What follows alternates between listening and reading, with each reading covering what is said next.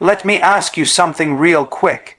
Have you ever walked into a room and felt the silence hit you harder than the noise? You know what that silence means. It ain't peace. It's tension. It's a storm that's been building up so strong that even the loudest ones can't pretend anymore. That's what's happening in 2025. And that storm is India. See, folks in the West been walking around for decades thinking they the only ones that got the answers. The technology, the economy, the military, the everything. They got comfortable, they built palaces out of assumptions.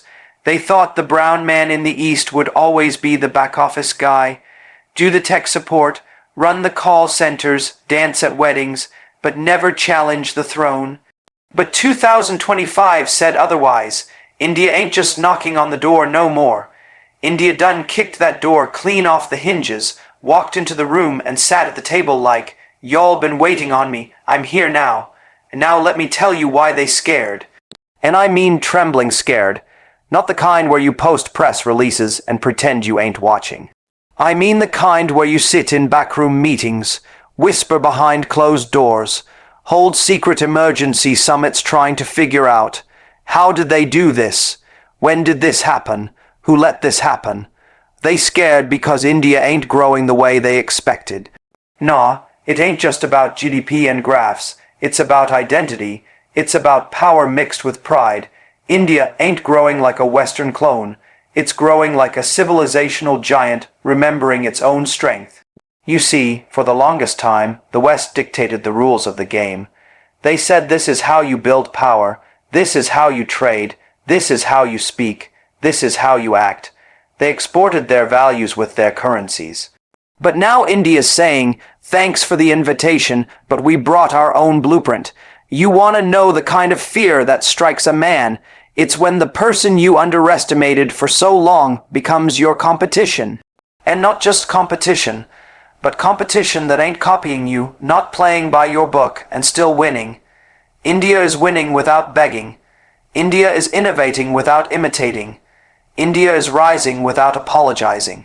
That's what's got them rattled. Let's talk tech. You know where India used to be, the place you outsourced your work to. You didn't even bother learning the names of the guys working those long hours building your systems.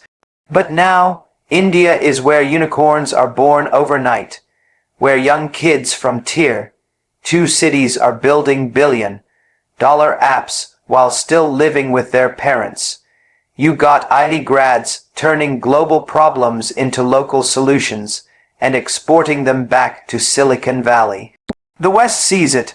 They scared because they ain't used to someone building world-class technology without needing their permission, their capital, or their validation. They used to be the gatekeepers. But India said, you can keep your gate, we'll build our own city. Let's talk military. Now this is where the chill runs deep. For the longest time, the West used weapons as leverage. You want defense. You come to us, you pay us, you depend on us. But what happens when India starts building its own fifth-generation jets? When it starts testing hypersonic missiles? When it develops indigenous missile defense systems that even NATO eyes with curiosity? Let me break it down for you. India's not building to beg. It's building to protect. It ain't a threat to the world.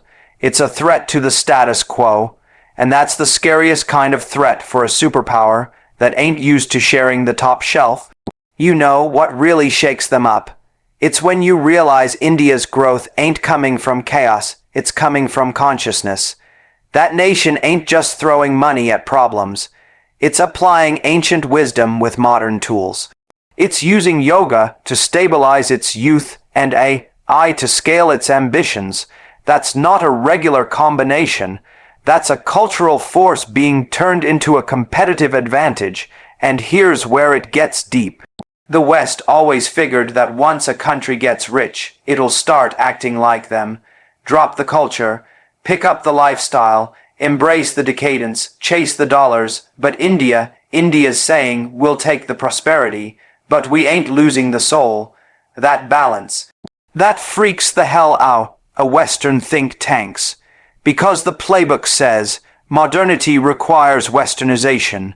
But India is breaking that rule every single day. They got bullet trains and temple bells. They got satellite launches and spiritual mantras. They're sending rockets to the moon and prayers to the Ganges. And somehow it's working. That's not supposed to happen, according to the narrative they sold the world.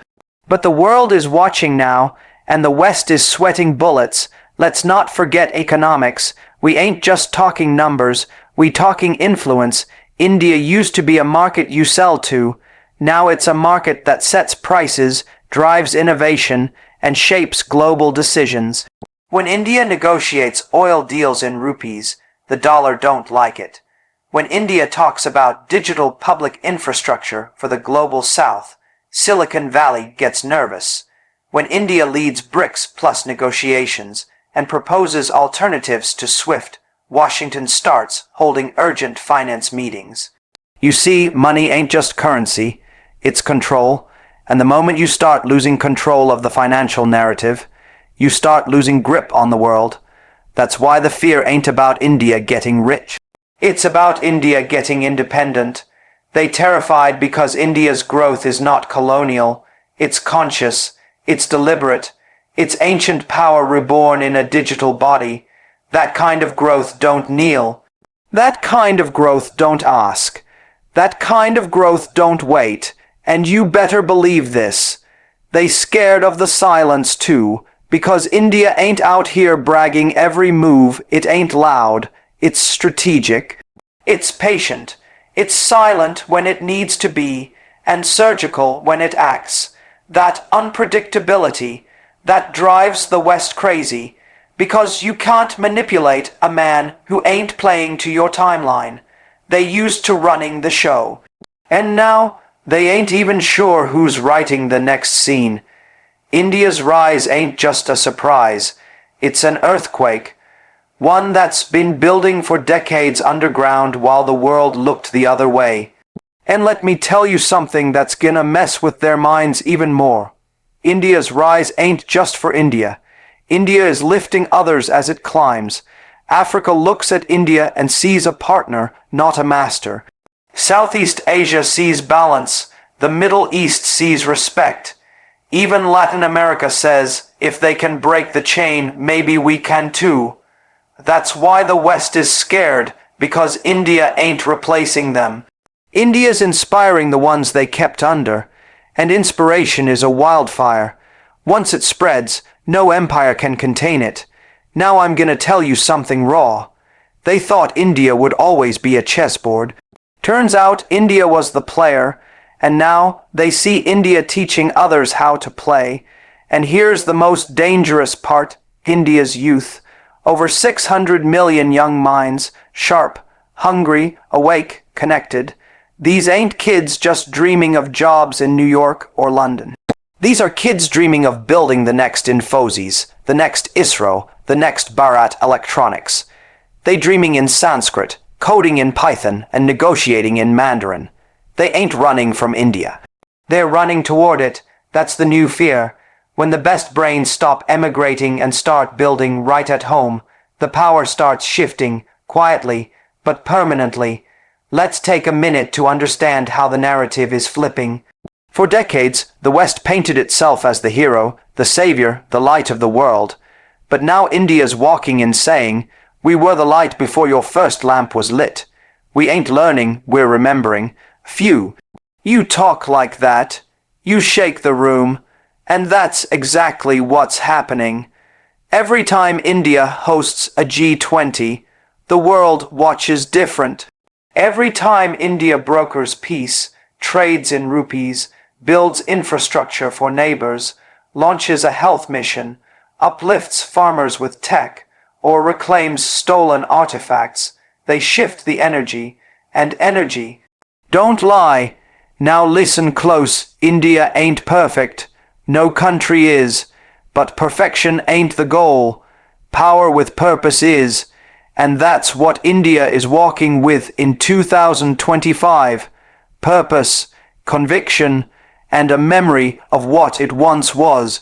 See, the West got used to dealing with countries who forgot their past, but now they dealing with one that remembers it all. Every empire, every theft, every humiliation, and every glorious height before all that. You don't fear a lion that's roaring, you fear the one that's been silent too long, the one stretching its legs, shaking off the dust, looking around like, I've been here before and I'm back. That's India in 2025. And the West, they can feel it in their economy, in their politics, in their media, in their boardrooms. They whisper it in policy papers. They hide it behind friendly words like strategic cooperation and emerging partner. But the truth is, they shook. And they should be, because for the first time in a long time, history ain't repeating. It's rewriting, and the pen is in India's hands. It marked the birth of India's assertive military doctrine backed by innovation. India's constitutional and civilizational confidence is creating a new governance model beyond Western liberalism. This isn't a minor policy shift or a bureaucratic adjustment. This is a tectonic transformation in how a strong democracy redefines its sovereignty, not just through legal means, but by spiritually and strategically reclaiming its identity in a world that once tried to erase it. And that's what truly terrifies the West, because what India is doing in 2025 isn't just about economics or defense or foreign policy. It's about rewriting the very manual of power, not imitating the Western liberal model, but crafting a hybrid born from 0 years of civilization fused with 75 years of constitutional rigor. A model that doesn't crumble when you remove the West's approval. A model that doesn't apologize for discipline, national pride, or cultural roots. For too long, the global conversation around governance has been boxed in by the binary of autocracy versus liberal democracy. But India in 2025 is building something different, something inconveniently effective. It's a system where the state is strong, the nation is awake, and the people are not merely citizens, they're inheritors of a legacy. India's new governance model is neither soft-handed liberalism that fractures under the weight of entitlement, nor hard-handed tyranny that demands obedience through fear. It is calibrated authority backed by historic wisdom, national purpose, and technological precision. The West doesn't know what to do with that. It can't label it. It can't destabilize it with internal proxies. It can't guilt it into change. It just has to watch it rise. This shift began with a simple but bold premise, that Western liberalism, as noble as its early ideals were, had become a decaying shell, one that confused individualism with narcissism, freedom with fragmentation, and democracy with disorder. India refused to follow that path. Instead, it chose something older, deeper, and more resilient, dharma, the sense of righteous order, not religious dogma, not theocracy, but moral responsibility infused in governance. When you put dharma beside Western liberalism, you see the contrast. One says, I have the right to do what I want. The other says, I have the duty to do what is right. That shift alone changes the entire chemistry of how a nation rises. In 2025, India is no longer tailoring its policies to win Western approval. It's not attending summits to seek validation or nods. It's showing up with its own solutions, its own language, and its own terms. From digital sovereignty to cultural policy, from border control to global diplomacy, India is framing its decisions through the lens of its civilization, not Western consensus. This is shaking the roots of global policymaking, because now the questions are being asked from Delhi, not dictated from DC or Brussels. And these questions cut deep. What if the West doesn't have all the answers? What if liberalism, as defined post-World War II, isn't the final form of governance? What if the world doesn't need saving, but remembering? India's rise isn't being built on borrowed frameworks. It's being constructed on its own memory. This memory reaches far beyond colonization, far beyond industrial revolutions. It reaches into a past where universities like Nalanda and Takshashila thrived when Europe was in the Dark Ages, where knowledge, not conquest, was power, where governance was rooted in self-restraint, local autonomy, and harmony with nature. Now, in 2025, India is blending that legacy with the speed of AI, the agility of drone warfare, the depth of quantum computing, and the reach of digital governance. The result is a machine that moves fast but thinks deep, that acts decisively but not impulsively, that governs not to control, but to enable the civilizational arc to rise again. The military doctrine emerging from this civilizational confidence is unlike any seen before. It's not reactive, it's anticipatory. It's not built on fear of attack, it's built on clarity of purpose. This doctrine doesn't just defend India's borders, it deters intrusion into India's narrative. It doesn't wait for global powers to permit a response. It moves with moral clarity and technological superiority. It's not about seeking war, but about ensuring that if conflict comes, it ends on India's terms. This is a military backed not just by missiles, but by memory, of centuries of invasion, manipulation, and extraction. That memory has turned into precision doctrine, proactive surveillance, cyber deterrence, regional dominance without occupation, and a layered defense strategy that turns geography into strength. But what truly stuns the Western mind is how India's internal governance model feeds this external posture. The West assumed that India's democratic complexity would always be its weakness. Too many castes, too many languages, too many fault lines. But in 2025, that diversity is being turned into an advantage through tech-led inclusion, decentralized innovation, and a new social compact rooted in national unity, not imported guilt. India is running the world's largest digital welfare system without collapsing under fraud. It's managing 4 billion identities with precision while the West debates privacy without action. It's holding free elections with 900 million voters while Western systems get hacked by memes. It's proving that scale doesn't have to mean chaos. It can mean strength, if backed by a civilization that understands order. India is showing the world what governance looks like when it flows from inside out, not outside in. And that inside is not hollow. It's filled with centuries of philosophy, from Chanakya's Arthashastra to the Vedas' cosmic order. This isn't nostalgia. This is instruction. India is mining its own thought leaders to govern the future, not depending on imported ideologies that don't fit the soil. And that's what leaves the Western narrative defenseless. Because when you see India delivering services faster, managing dissent smarter, projecting power cleaner, and doing all that without losing its identity, you have to ask, what exactly was the West selling all these years? They said liberalism would free you, but it created societies fragmented by identity politics. They said secularism would equal peace, but it led to a void where values vanished. They said free markets would uplift all, but they ended up enriching a few and disempowering the many. India looked at all this and said, we'll take the parts that work, and we'll leave the parts that don't. That courage to customize, that audacity to reject and recreate, that's what has the West pacing. Because if India succeeds, the world gets an alternative. And if the world gets an alternative, Western hegemony fades.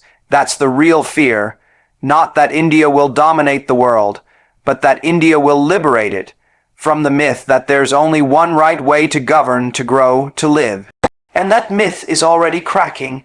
Across Africa, Leaders are watching how India digitized 600 million people with biometric IDs and zero leakage.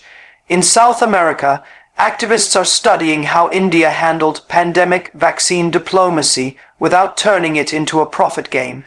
In Southeast Asia, economists are mapping how India built a tech ecosystem without surrendering to Silicon Valley. In Eastern Europe, thinkers are analyzing how India maintains unity across religions, regions, and classes without top-down authoritarianism. These are not small things, these are signals, and signals become movements. India's constitutional system, anchored in democratic legitimacy, yet unafraid to exercise decisive authority, is becoming the case study for post-liberal governance. It's not tearing down democracy, it's refining it, making it robust, making it compatible with national interest, not just individual desire. And when you do that, you awaken something dangerous to the old world order, the belief that civilization matters more than commentary, that duty matters more than discourse, that identity, when rooted in self-respect, does not breed hate, but harmony. That's why India's rise is not just economic or strategic, it's philosophical. It's declaring to the world that values don't need to be imported to be valuable. That tradition can empower, not enslave. That discipline can coexist with liberty. And that spirituality can walk hand in hand with science. This synthesis is what the Western liberal mind cannot digest. Because it breaks their formula. Their formula says, abandon who you are, become like us, then maybe you'll succeed. But India is saying, become who you truly are, and success will follow on your terms. This is a new kind of freedom. A freedom not defined by rebellion against the past, but by restoration of the past. A freedom that doesn't depend on Western textbooks to know right from wrong. A freedom that looks to its own rishis and revolutionaries, not foreign philosophers. And that kind of freedom, that's contagious. India is not exporting revolutions. It's exporting frameworks. It's not toppling regimes. It's redefining governance. It's not waving flags in other countries. It's inspiring silent awakenings. That's what makes this model so powerful. It doesn't need conquest, it just needs consistency, and India is bringing that consistency now, with its budgets, with its policies, with its discipline, with its doctrine. In this new model, national interest is not a sin, unity is not fascism, borders are not obsolete, and ancient wisdom is not incompatible with modern law. This shakes the moral high ground the West once stood on. Because it exposes the cracks in their house, and the more the world sees India thriving on a different blueprint, the more it questions the blueprint it was handed. India's assertiveness isn't aggression. It's alignment with its own essence, and that alignment is unlocking a form of power that doesn't fade with elections, doesn't break with protests, doesn't bend with pressure. It grows because it is grounded. And the more grounded it gets, the less dependent it becomes. And the less dependent it becomes, the more it leads by example, not by echo.